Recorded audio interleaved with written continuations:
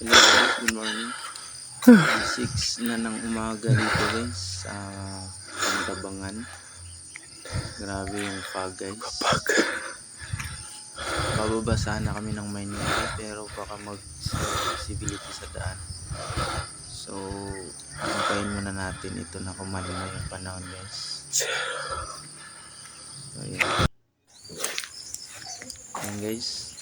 Akyat ulit tayo sa taas guys. Tingnan muna natin, pakiramdaman muna natin yung panahon. Pwede na ba tayong bumaba? So, dito guys sa staff house na nakuha namin, pwede kang mag-exercise dito. Tatakbuhin mo to papunta dun sa taas. Ayun, sobrang taas nito guys, papunta sa taas. Tsaka overlooking doon talaga. Makikita mo yung dam mismo ng Pantabangan. Ayan. May bantay pa tayo guys.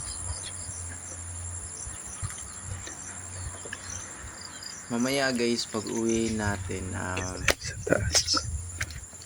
papakita ko sa inyo yung produkto ng Pantabangan. May mga sibuyas kasi doon na mura lang.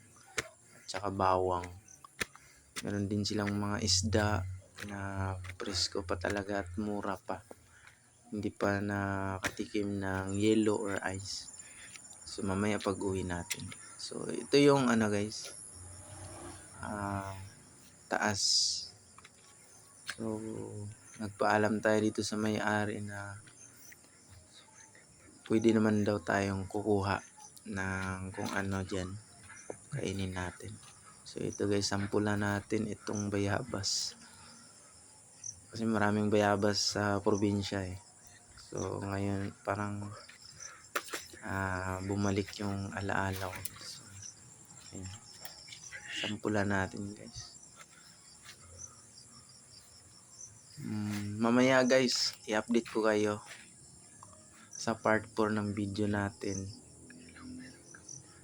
Doon sa madadaanan natin. May mga sa Rizal, may tupig. Ayan. Kung gusto nyong bumili. Thank you guys, panonood.